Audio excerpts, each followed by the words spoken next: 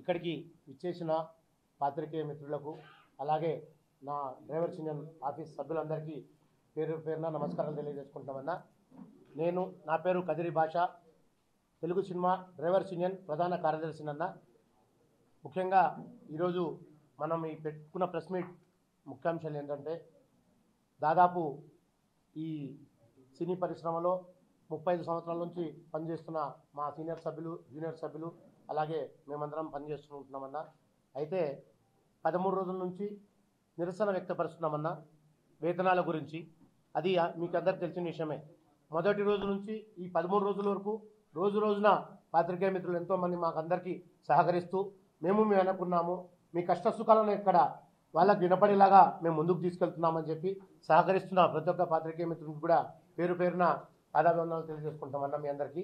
అలాగే ఈరోజు మనం ఫిలిం ఛాంబర్ కానీ ఫెడరేషన్ పెద్దల తరఫున దాదాపు 13 రోజుల నుంచి రోజు మనము వెళ్ళి చర్చలు జరపడం జరుగుతుంది. అయితే ఎన్ని చర్చలు జరిగినా కూడా అన్ని చర్చలు విఫలానికి దారితీస్తున్నాయి. దానికి గల కారణాలు ఏంటంటే, వాళ్ళు మాకు ఇచ్చిన కొన్ని అలివిగాని కండిషన్స్ పెట్టారు. 9 కండిషన్స్ పెట్టడం జరిగిందన్న స్టార్టింగ్.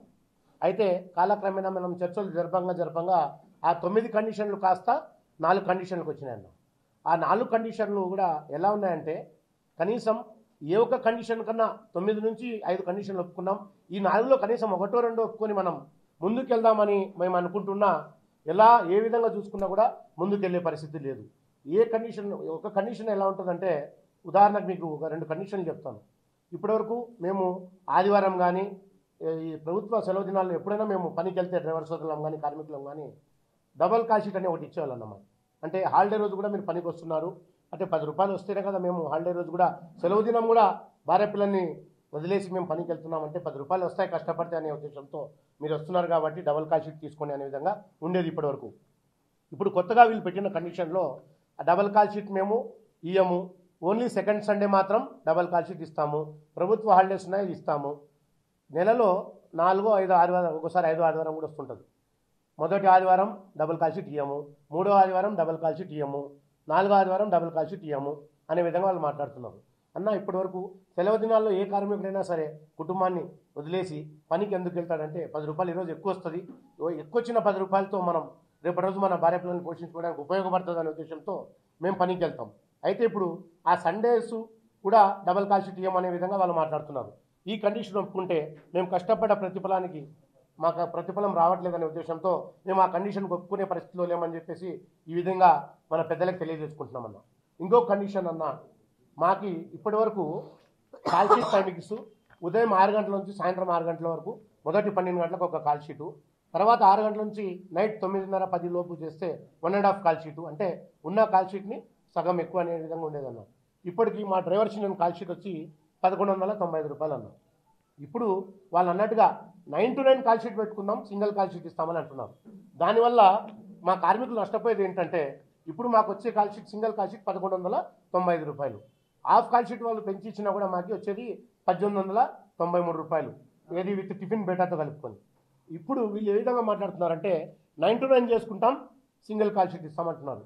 అంటే మాకు వచ్చే 1.5 కాల్ షీట్ 1893 రూపాయల్లో వీళ్ళు 9 to 9 సింగిల్ కాల్ షీట్ అంటే 1195 ఇస్తామంటున్నారు. ఒకవేళ వాళ్ళు పెంచి 30% కూడా వాళ్ళు పెంచి ఇస్తే మాకు వచ్చేది, ఇక్కడ చెప్తున్నా బాగా చూడండి, ఇక్కడ 1195 ఉన్న ఇప్పుడున్న వేతనాన్ని 30% పెంచిస్తే 358 రూపాయలు పెరుగుతుందన్న. దాంతో కలుపుకుంటే 1553 రూపాయలు అవుతుంది.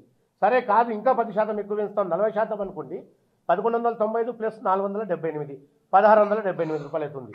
ఇంకా అది కూడా కాదు, ఇంకా మీకు 50% పెంచుతాం 9 to 9 చేయండి అంటే మాకు వచ్చేది 1190తో పాటు 597 రూపాయలు.